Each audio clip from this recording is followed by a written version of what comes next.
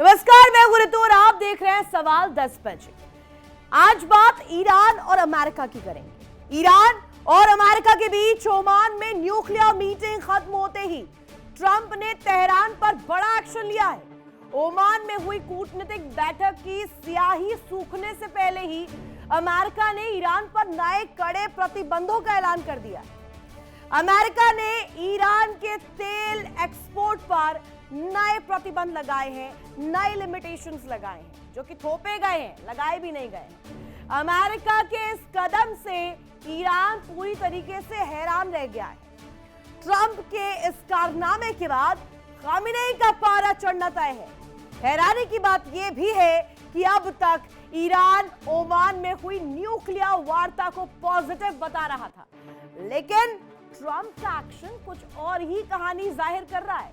जहां एक तरफ ओमान में अभी तक बातचीत के रास्ते खुले हैं, वही बात की जा रही है कि पीस का रास्ता बन जाएगा, लेकिन दूसरी तरफ अमेरिका ने एक बार फिर से यहां पर जो रुख रखा है, जिसमें तेल निर्यात पर प्रतिबंधों के जरिए दुश्मनी निकाली है। अब ये कदम दोनों देशों के बीच जारी एक नया मोड़ शुरू कर रही है, साथ ही तनाव का एक नया फेज शुरू हो रहा है। इस सवाल को जन्म देता है कि क्या वार्ता की मेज पर बातचीत सिर्फ ढोंग था, सिर्फ दिखावा था, या इसके पीछे अंदर खाने कुछ और भी पक रहा है। ट्रंप ने ईरान पर सैंक्शन बम फोड़ दिया है और इसको लेकर के अब तस्वीर सामने आ रही है। अमेरिका ने ईरान पर नए कड़े प्रतिबंध लगाए। ओमान में हुई कूटनीतिक वार्ता के बाद ये प्रतिबंध लगाए गए। साथ ही 15 ईरानी तेल संस्थाओं पर भी अमेरिकी बैन है। ईरान ने ओमान वार्ता को सकारात्मक बताया था।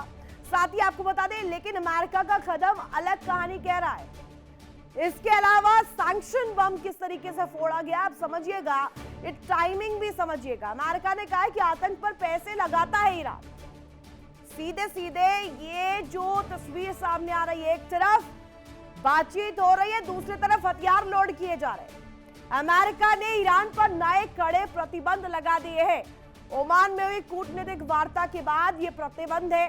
साथ ही आपको बता दें, 15 ईरानी तेल संस्थाओं पर अमेरिकी बैन। सीधे सीधे ईरान ने ओमान वार्ता को सकारात्मक बताया था, पॉजिटिव बताया था, लेकिन अमेरिका का कदम अलग ही कहानी बता रहा है। एक अलग फेज यहां पर शुरू हो गया है। दोनों देशों के बीच बढ़ा ये तनाव अब आगे कहां जाकर शुरू होगा, क्या नया तस्वीर लेगा, ये कहीं ना कहीं बड़ा सवाल खड़ा होगा। ट्रंप ने ईरान पर जो सैंक्शन बम फोड़ा है, अमेरिका ने ईरान पर कड़े प्रतिबंध लगाए।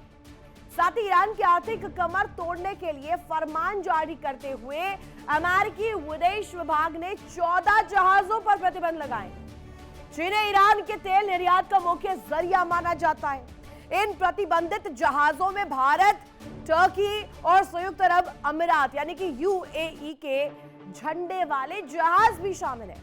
कुल मिलाकर के ये कहा जाए कि 15 संस्थाओं और 2 व्यक्तियों को टारगेट किया गया है, निशाना बनाया गया है, ताकि ईरान के राजस्व के मुख्य स्रोत को काटा जा सके। और ट्रंप के इस एक्शन से साफ जाहिर होता है कि अमेरिका जहां एक तरफ बातचीत का यहां पर हवाला दे रहा है, बातचीत करके दिखा रहा है और कह रहा है कि बातचीत के जरिए हल निकल सकता है, ये बातचीत दिखावा साबित हो रही है, वहीं वो अपनी मैक्सिमम प्रेशर की नीति, ये पॉलिसी अपनाते हुए रत्ती भर भी पीछे हटने को तैयार नहीं है। और इसी घटनाक्रम ने मिडिल ईस्ट में शांति की उम्मीदों को एक बार फिर से अनिश्चितता के भंवर में डाल दिया है। वॉशिंगटन के इस फैसले से तेहरान में काफी हैरानी और निराशा फैल गई है। अमेरिकी विदेश मंत्रालय ने स्पष्ट किया है कि ईरान अपने तेल से होने वाली कमाई का उपयोग वैश्विक स्तर पर आने वाली अस्थिरता पैदा करने वाली गतिविधियों को बढ़ावा देने और साथ ही साथ अपने देश में नागरिकों पर दमन को और तेज करने के लिए करता है। अब ये समझिए, ओमान में दोनों पक्षों के बीच जो बातचीत हुई है, उसको लेकर के क्या इंफॉर्मेशन मिल रही है, जरा वो डिटेल में आपके सामने रख देते हैं। सकारात्मक माहौल में बातचीत हुई है, ये पहले दावा किया जा रहा था। और सीधे सीधे आपको बता दें, यहाँ पर जिसको लेकर के इंफॉर्मेशन सामने आ रही है। ओमान वार्ता का क्या कुछ हुआ है, बातचीत के बाद अमेरिका ने ईरान पर नए प्रतिबंध लगाए हैं। ये नए प्रतिबंध बहुत कुछ बयां करता है दर्शकों। ये दिखाता है कि अमेरिका मैक्सिमम प्रेशर पॉलिसी के तहत अब आगे बढ़ रहा है और अमेरिका चाहता नहीं है कि बातचीत से मसला हल हो, क्योंकि इसमें भी फायदा अमेरिका का है। दोनों हाथों में लड्डू इस वक्त अमेरिका लेकर घूमना चाहता है।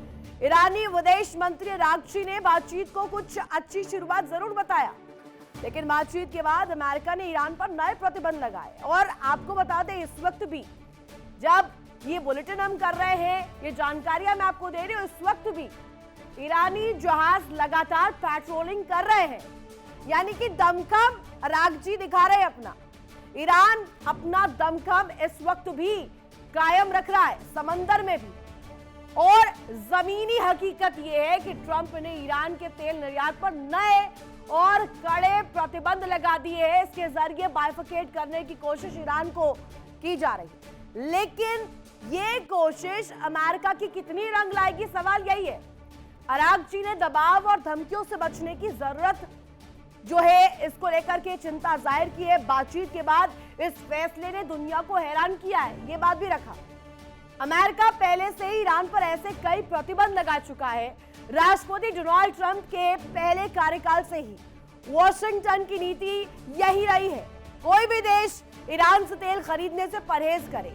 इन प्रतिबंधों का मूल मकसद ईरान की अर्थव्यवस्था को कमजोर करके उसके परमाणु कार्यक्रम, न्यूक्लियर प्रोग्राम को खत्म करना, उसे क्षति पहुंचाना और क्षेत्रीय गतिविधियों में बदलाव के लिए मजबूर करना है।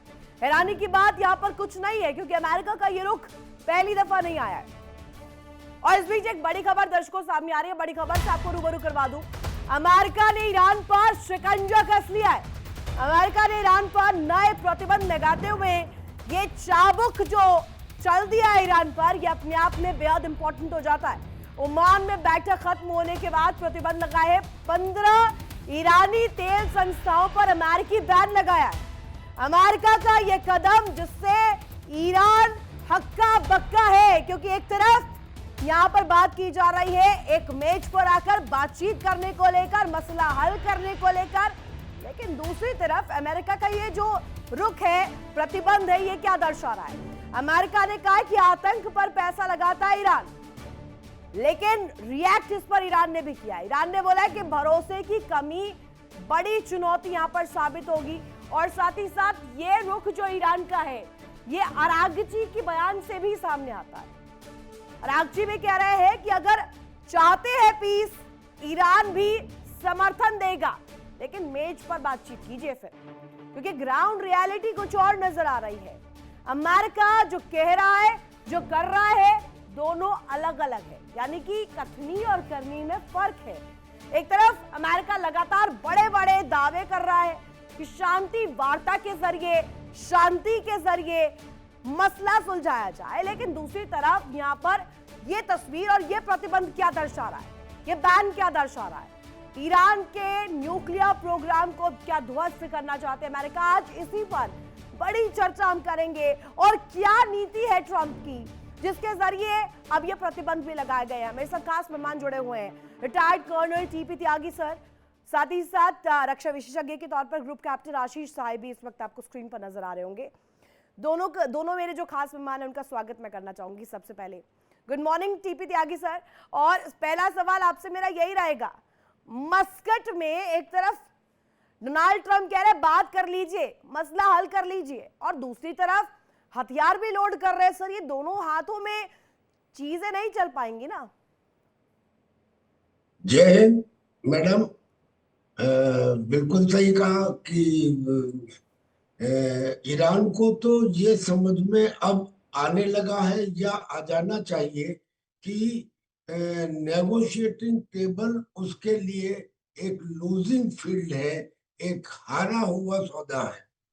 और अमेरिका को ये पहले ही समझ में आ चुका है कि मुझे अटैक करना ही है, वरना मैं उन लोगों को क्या जवाब दूंगा जिनको मैंने ये कहा था कि ईरान के देशभक्तों आगे बढ़ो, ईरान की सरकारी संस्थाओं के ऊपर कंट्रोल करो और मदद आ रही है, और उसमें हजारों हजारों प्रोटेस्टर्स मारे गए और हजारों हजारों डिटेन है जो फांसी की सजा भुगतने के लिए तैयार है, लाइन में है, क्योंकि खोमेनी ने ये कहा है कि ये जो प्रोटेस्टर्स हैं ये खुदा के दुश्मन हैं और हमारे नियम 186 के अंतर्गत इनकी सजा या तो फांसी है या इनका दाहिना हाथ और बायां पैर काट देना, ये उनका एक नियम है। तो ऐसे में वो तैयार है। ईरान पर सर इजराइल ये साइकोलॉजिकल वॉरफेयर में कब तब्दील हो गया? सवाल तो यही है ना। ये ये बता रहा गोला हूँ आपको। बारूद, USS Abraham Lincoln, that's a different part, but अब यहाँ पर सीधे सीधे लड़ाई कैसी हो रही है साय सर? ये तो लड़ाई में ही बदलना है। इजराइल ने मालूम क्या कहा है? जी। इजराइल ने कहा है कि ये वार्ता एक दिखावा है। इसे यूं समझिए कि वो वादा कर गए हैं 5 दिन में आने का, और किसी से सुन लिया था जिंदगानी 4 दिन की होती है। यानी कि हाँ इसमें जो प्रॉमिस है वो पूरे हो ही नहीं सकते। अगर बिल्कुल। उसमें कुछ चांसेस आ थे रही हूँ तो त्यागी सर आपके पास, ये पूरा कंप्लीट कीजिएगा। मैं आज जानना चाहती हूँ, ये जो आपने बहुत इंपॉर्टेंट पॉइंट हाईलाइट किया है, आप इसे कंप्लीट कीजिएगा। इस बीच राष्ट्रपति डोनाल्ड ट्रंप का एक बयान भी सामने आ गया दर्शकों, जिसमें ट्रंप ने कहा है कि ईरान समझौते के लिए तैयार है। हालांकि ट्रंप ने ईरान को धमकी देते हुए यह भी कह दिया है कि ईरान को अमेरिका के साथ समझौता कर लेना चाहिए, और नहीं तो उसे इसका परिणाम मालूम पड़ेगा, इसका परिणाम उसे झेलना पड़ेगा। इसके रेपरकशंस क्या होंगे, ट्रंप उसकी ओर इशारा कर रहे हैं। ट्रंप ने और क्या कुछ कहा है आपको उनके बयान के जरिए सुनवाते हैं, और सुनिएगा किस इंटेंसिटी के साथ, किस कॉन्फिडेंस के साथ ट्रंप यहां पर ये धमकियां ईरान को दे रहे हैं। We had very, very good talks today, having to do with Russia, Ukraine. Something could be happening. We likewise had very good talks on Iran. Iran looks like it wants to make a deal very badly. We have to see what that deal is. But I think Iran looks like they want to make a deal very badly, as they should. Last time they decided maybe not to do it, but I think they probably feel differently. We'll see what the deal is. It'll be different than last time. And we have a big armada. We have a big fleet heading in that direction. We'll be there pretty soon. So we'll see how that works out. Deal can be reached. Well, you have to get in position. We have plenty of time. If you remember Venezuela, we waited around for a while, and we're in no rush. We have, very good talks going with Iran. We have very good talks going with Russia and Ukraine. We're doing a lot of good talking, and I think we had the results today were with Iran. It was a meeting. We're going to meet again early next week. वही interesting. और ये Donald Trump का जो बयान है, इसमें सीधे तौर पर वो कह रहे हैं कि अगर समझौता होना होता सालों पहले हो जाता, अभी नहीं हो रहा है, और अगर अब चाहेंगे भी तो भी यहाँ पर ईरान ही कोशिश करे, ईरान ही कॉम्प्रोमाइज करे। मेरे साथ मेरे दो खास मेहमान जुड़े हुए हैं। साय सर, मैं आ रही हूँ आपके पास, और माफी के साथ टीपी त्यागी सर अपनी बात को कंप्लीट कीजिएगा। एक क्वेश्चन इसके साथ रेज कर देती हूँ। ये जो कह रहे हैं ट्रंप, वो कह रहे हैं कि अगर समझौता होना होता सालों पहले हो जाता, अभी तक के लिए इंतजार थोड़ी करते। बिल्कुल ठीक कहा आपने। अभी तो ये दिखाने के लिए कह रहे हैं कि बहुत अच्छी बातचीत हुई। बातचीत हुई कहाँ है? आप ये देखिए, झूठ के ऊपर झूठ, बातचीत नहीं हुई। विटकॉफ एक कमरे में बैठे थे जो ट्रंप के दूत हैं, और जो दूसरे अरगाची हैं जो ईरान के फॉरेन मिनिस्टर है, वो दूसरे कमरे में बैठे थे। जब एक काफिला महल से बाहर निकल गया, तब दूसरा काफिला उसमें अंदर हुआ। यानी कि बातचीत तो ओमान के साथ हुई है, बातचीत आपस में नहीं हुई है। और ओमान ने बाद में बताया कि साहब ये बातचीत हुई है, दिखाने के लिए उन्होंने कहा कि बहुत अच्छी बातचीत है।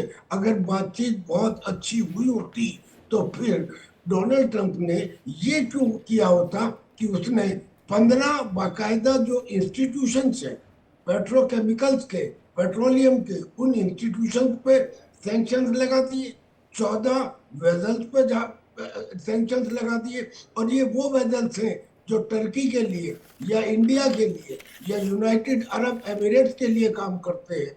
और तो और 2 इंडिविजुअल्स के ऊपर भी सैंक्शंस लगा दिए, जिनमें एक इंडिया का भी व्यक्ति शामिल है। ऐसी स्थिति में क्या अमेरिका के ऊपर कोई 0.1% भी बिलीव कर सकता है इनके साथ में टॉक्स का कोई मीनिंग वही नहीं तो है। दिक्कत है टीपी त्यागी सर, विश्वास ही तो नहीं हो पा रहा है, ना विश्वास ईरान को हो पा रहा है, ना विश्वास पूरी दुनिया को हो पा रहा है ट्रंप की बातों का। साय सर, माफी के साथ थोड़ी देरी से आ रही हूँ, लेकिन मुझे ये जानना, ये सर्जिकल स्ट्राइक जो डोनाल्ड ट्रंप कर रहे हैं, हर दफा आते हैं एक नए शिगुफा छोड़कर जाते हैं। कभी कहते हैं कि बातचीत के जरिए हल निकालिए, कभी कहते हैं कि बातचीत अगर होनी होती तो कब का हो गई होती। ये तो इसको हॉट एंड कोल्ड ट्रीटमेंट बोलते हैं, और डोनाल्ड ट्रंप इसके मास्टर हैं। एंड उनका अगला एक उनकी मंशा होती कीप देम गेसिंग, ताकि आप ये एसेस ना कर पाए कि उनका अगला स्टेप क्या होने वाला है। बहुत ही सेंट्रलाइज्ड हैंडलिंग कर रहे हैं वो इस सारी सिचुएशन की, unlike the earlier things, earlier fights, earlier Wars of USA. बहुत ही सेंट्रलाइज्ड है, एंड अनफॉर्चुनेटली ईरान की साइड भी उतना ही सेंट्रलाइज्ड है। खमैनी डिसाइड्स कि अगला क्या होने वाला है, कोई एक उनका टीम नहीं है। कल की कुछ समरीज ऋतु फॉर योर दर्शकगण, 8 घंटे की चर्चा और कोई भी ऑफिशियल स्टेटमेंट नहीं दोनों साइड से। Right, it speaks a lot कि वहां पे कुछ खास नहीं हुआ। और बहुत अच्छे से किसी वेस्टर्न एनालिस्ट ने बोला कि they were talking about what to talk. कल की चर्चा ये हो रही थी कि चर्चा क्या करें। तो इस दरमियान जो दो और मेजर डेवलपमेंट जो आपने कवर किया, एक तो additional sanctions to cripple the economy या उनका फ्यूचर वॉर प्रिपेयर्डनेस, उनके फ्यूचर ऑयल सप्लाईज को रोकने के लिए, और दूसरा यूएसए ने अपनी वर्चुअल एम्बेसी, इनकी कोई फिजिकल प्रेजेंस नहीं है ईरान में एम्बेसी के फॉर्म में, वर्चुअल एम्बेसी ने ऑल ओवर ईरान जितने भी यूएस सिटीजन्स हैं उनको बोला है लीव ईरान इमीडिएटली। और एक बहुत ही गलत बात जो की है इन्होंने अपने सिटीजन्स इन ईरान को अबैंडन कर दिया है, क्योंकि उस वर्चुअल एम्बेसी के रिलीज में बोला गया कि अपने बल पे ईरान को छोड़े, अगर नहीं छोड़ सकते हैं तो अपने को किसी सेफ जगह पे रख लें। तो ये ट्रम्प का क्या डिल्यूलू नेचर है क्या? ये वो जो दिखा रहे हैं वो कर कुछ रहे हैं, बता कुछ रहे हैं, दुनिया को कुछ और इन्फॉर्म करना चाहते हैं। और अभी जैसा कि आपने कहा कि कल चर्चा भी इसी पर हो रही थी कि चर्चा करनी किस पर है, तो यानी कि ये पूरा एक खिचड़ी के तौर पर बना रहे हैं। ये दोनों ही मसला सॉल्व ही नहीं करना चाहते, अपने अपने पर्सनल इंटरेस्ट के साथ जीना चाहते हैं। Is that what you are saying? नहीं, अगर आप कल की mister Bolton, the ex NSA of America, mister Bolton का एनालिसिस सुने तो ही वाज वेरी अपसेट। वो कह रहे थे कि वी रियली डोंट नो कि हम ये बात कर क्यों रहे हैं, क्योंकि जो स्ट्रेटेजिक ऑब्जेक्टिव्स हैं ट्रंप के 4, कि इनको न्यूक्लियर डिसआर्म कर दें, इनका न्यूक्लियर प्रोग्राम खत्म कर दें, बैलिस्टिक मिसाइल्स पे कंट्रोल कर दें, एक्टिव कंट्रोल कि इतनी ही मिसाइल्स होंगी, इतनी ही रेंज की होंगी, अपने अल्ट्रास को सपोर्ट करने की ये प्रोसेस खत्म करें ईरान से, जो हमास और बाकी के प्रॉक्सी अल्ट्रा ऑर्गेनाइजेशन जिनको ये हार्डवेयर देते रहते हैं उसको रोकने के लिए है, और इनके ऑयल पे कंट्रोल करें। ये उनके ऑब्जेक्टिव्स हैं। अब इन ऑब्जेक्टिव्स को अचीव करने के लिए वो एक लास्ट चांस ले रहे हैं डिप्लोमेटिक चैनल से, लेकिन diplomatic channel at this stage Ritu fail होता हुआ दिख रहा है, और इसी वजह से ये अपनी रीइंफोर्समेंट्स कर रहे हैं। ऑलरेडी जो इनके फ्लीट्स बैटल ग्रुप्स मूव किए थे उनके पीछे दूसरे रीइंफोर्समेंट्स चलने की भी बात हो रही है। तो ये सवाल भी उठ जाएगा कि ये कोशिश भी दिखावा मात्र है। टीपी त्यागी सर, एक मिलिट्री अप्रोच आपसे चाहती हूँ। ईरान भी पीछे नहीं हट रहा है, पेट्रोलिंग अभी भी जारी है समंदर में, चाहे कितने ही जहाजों पर प्रतिबंध लगाए जाए, कितने ही जहाजों पर अमेरिका ये कोशिश कर ले कि वो उनके इशारों पर नाचे, ईरान भी पीछे नहीं हट रहा है। जी, ईरान को अब ये अच्छे से समझ में आ गया है कि negotiating table is a losing preposition, is a losing field. ये हार का सौदा है। नेगोशिएशंस में ज्यादातर देश अमेरिका के साथ रहेंगे, तो वो डिप्लोमेटिकली अमेरिका से नहीं जीत सकता। दोनों ही कंफ्यूजन क्रिएट कर रहे हैं, लेकिन जितना कंफ्यूजन अमेरिका क्रिएट कर सकता है, बिल्कुल सही कहा साय सर ने कि कभी हॉट कभी कोल्ड, यानी कि यही नहीं पता लगता कि उनकी इंटेंशन क्या है।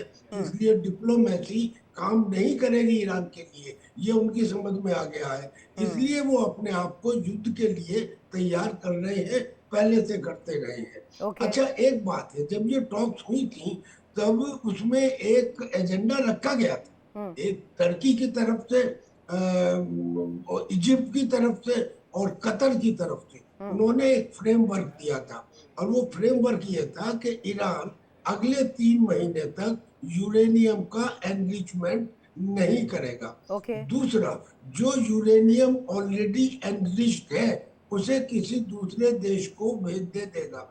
रशिया ने हामी भी भर दी थी कि हाँ हम उस लेने को तैयार हैं।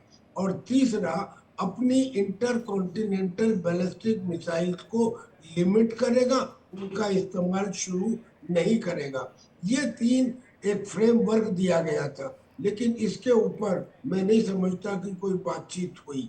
अब स्थिति ये है कि ईरान भी अपनी तैयारी कर रहा है इसके बावजूद। पर टीपी त्यागी सर, ओमान में जिस मकसद के साथ ये दोनों बैठे हैं, बड़े नेता हैं विश्व में, अगर कहा जाए अगर ट्रंप और खामेनेई साथ आ रहे हैं, आप समझ रहे हैं ये क्या जो तस्वीर है ये प्रेजेंट करती है। जो 2 देश कभी एक मेज पर नहीं आए बातचीत के लिए, वो ओमान में आ रहे हैं। ऐसा पॉसिबल आपको लग रहा है? ये गले से उतरने वाली बात ही नहीं है। नहीं, पर वो एक टेबल पे कहाँ आ रहे हैं, वो तो अलग अलग टेबल पे है जी। यानी कि ओमान के में जो बातचीत हुई उसमें मैंने आपको बताया कि अमेरिका रिप्रेजेंटेटिव अलग कमरे में बैठा, ईरान का रिप्रेजेंटेटिव अलग कमरे में बैठा। जब एक देश का डेलीगेशन वहां से चला गया तब दूसरे देश का डेलीगेशन महल में एंटर हुआ। यानी कि एक टेबल पे आमने सामने तो नहीं आए, अब एक मीडिएटर के थ्रू बातचीत हो रही है। बातचीत जब एक मुंह से दूसरे मुंह तक जाती है तो उनका स्वरूप बदल जाता है। कोई लिखित स्टेटमेंट दिया ही नहीं गया, तो लिहाजा हम इस बातचीत को नॉन स्टार्ट मानते हैं। और हमको ये दिखाई दे रहा है, आप इसे नॉन स्टार्ट मान रहे हैं, लेकिन ट्रंप इसे स्टार्ट मान रहे हैं। ट्रंप कह रहे हैं कि हमने तो कर ली कोशिश, अब ईरान करे कॉम्प्रोमाइज, अगर नहीं करेगा तो इसको रेपरकशन झेलने पड़ेंगे। साय सर, ये मुझे समझाइएगा, ये वॉरफेयर अब एकाएक हम देख रहे हैं कि अब बातचीत वाली ज्यादा लग रही है, साइकोलॉजिकल तौर पर ज्यादा लग रही है। अब ये एक्सप्लेन कीजिएगा, अभी अमेरिका भी पीछे नहीं हट रहा है। अमेरिका दिखा कुछ रहा है दुनिया को, कर कुछ रहा है। अब ये इशारा क्या क्लियर है कि तेल कारोबार को ध्वस्त करना, न्यूक्लियर प्रोग्राम को ध्वस्त करना, इसी पर नजर है जैसा वो करता आया है शुरुआत से अमेरिका? नहीं ऋतु, उन्होंने भी अभी तक एक प्रॉपर एक्सक्यूज नहीं पाया है टू हिट ईरान। और इसके लिए एक पर्पसफुल पैनल डिस्कशन के लिए हमको थोड़ा सा पैन आउट करना पड़ेगा। इजराइल अब रेस्टलेस हो रहा है। इजराइल ने परसों रात को एक स्टेटमेंट दी है कि अगर यूएस अटैक नहीं करेगा ईरान पे तो हम डायरेक्ट अटैक करेंगे, बिकॉज हमारे पास ये इंफॉर्मेशन है कि वो अपनी मिसाइल्स को प्रिपेयर कर रहे हैं। तो इजराइल इज वेटिंग कि किसी भी वक्त उन पे अचानक हमला होगा ईरान की मिसाइल से। सॉरी टू इंटरप्ट सर, एक मुझे रिएक्शन इस पे भी आप दीजिएगा, मैं इसमें जरा ब्रीफन करवाना चाहती हूँ। टीपी त्यागी सर से भी एक रिएक्शन इसी पर ले लेते हैं। इजराइल की तरफ अभी जो उन्होंने न्यूक्लियर टेस्ट किया खामेनेई ने, वो इजराइल की तरफ ज्यादा इशारा कर रहा था। तो ये बता रहे हैं कि इजराइल भी अब आ जाए लिमिट में, वरना ईरान उस पर भी नजर रखे है। रजा तो पूछ रही है जो सर आ रही टीपी त्यागी सर, इसके बाद आप भी इस पर बताइएगा ना। जो लीडर इन एग्जाइल है, ईरान का लीडर इन एग्जाइल जो यूएस में है, उन्होंने 14 फरवरी की एक डेट दे रखी है to restart the uprising in Iran for a regime change. वो बहुत एक इंपॉर्टेंट डेट है जिसके लिए शायद ट्रंप और वेट करेंगे कि फेज 2 ऑफ द अपराइजिंग शुरू हो जाए, तब उनको एक बार फिर से मौका मिलेगा कि मैसेकर के नाम पे वहां पे ट्रूप्स मूव इन करें या उसकी टॉप लीडरशिप को किसी तरह से कॉम्प्रोमाइज कर ले जाएं। एट द सेम टाइम ये इंफॉर्मेशन आई है कि वो जो गाजा स्ट्रिप में डेवलपमेंट हो रहा है वहां हमास के वेपन्स मिले हैं यूनाइटेड नेशंस के कैरियज में, मतलब यूनाइटेड नेशंस के सामान जा रहे थे, उसको इजरायली आईडीएफ ने पकड़ा है, उसके अंदर हमास के वेपन्स। तो ईरान अभी भी इजराइल को टारगेट करने के लिए दोनों तरफ से, ताकि अमेरिकन फोर्सेस को सिंगल आउट किया जा सके, इस्लामिक वर्ल्ड को एक साथ लाके एक नया डायमेंशन दे दें इस लाइकली वॉर को। तो ये दोनों साइड्स चुप नहीं बैठी हुई। एक इसकी रिएक्शन टीपी त्यागी सर का भी बनता है। टीपी त्यागी सर, इजराइल की तरफ डेस्टिन्ड इनके न्यूक्लियर वेपन्स क्यों हो गए हैं? कोशिश तो अमेरिका को बाइफिकेट करना था, अमेरिका को रोकना था, अब ये इजराइल को भी टारगेट कर रहे हैं जस्ट बिकॉज अमेरिका के साथ है। देखिए, ईरान के लिए अगर कोई नंबर 1 टारगेट है तो वो अमेरिका नहीं है, वो इजराइल है। Okay. क्योंकि उसने तो ये कहा हुआ है कि जो इजराइल अरब वर्ल्ड में बसा दिया गया है अमेरिका के द्वारा, इसको हमें पूरी तरह से एनिहिलेट करना है। और इसीलिए जो उसका न्यूक्लियर बम है उसे इजराइल और अमेरिका इसलिए नहीं बनने देना चाहते कि अगर ये बम उसके पास बन गया तो वो इसे इजराइल पे अटैक करेगा। इजराइल बहुत छोटा सा देश है, उसको सेकंड न्यूक्लियर स्ट्राइक करने का अरे तो क्या सर, समय अब ही ये नहीं जो मिलेगा। हम लोग सुन रहे थे अभी, क्योंकि वो फ्लोट भी हो रही थी, सेंटर फ्लोट हो रही थी जियोपॉलिटिकल सिचुएशन भी कि अब होने वाला है, 24 घंटे में अटैक होने वाला है। कब होगा सर, क्या मान रहे हैं? पोस्टपोन तो नहीं कर दिया? आप पहले मेरा पहले सेंटेंस को आपने कंक्लूड नहीं होने दिया।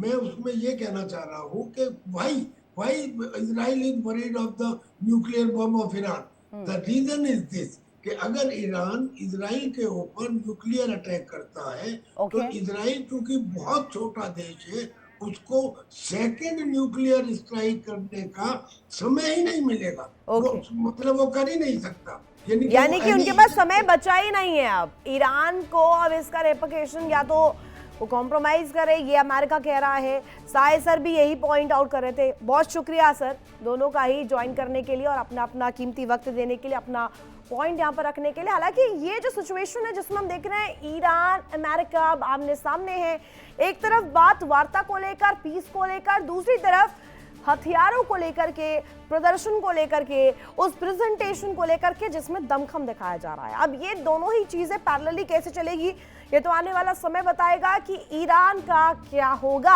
अमेरिका का कॉल क्या होगा। फिलहाल रुकेंगे बहुत छोटे से ब्रेक के लिए। ब्रेक के उस पार भी खबरें लगातार जारी है। इंडिया डेली अब आपके स्मार्ट टीवी पर मौजूद है। इंडिया डेली 24/7 देखिए अब इन सभी प्लेटफॉर्म्स पर लाइव।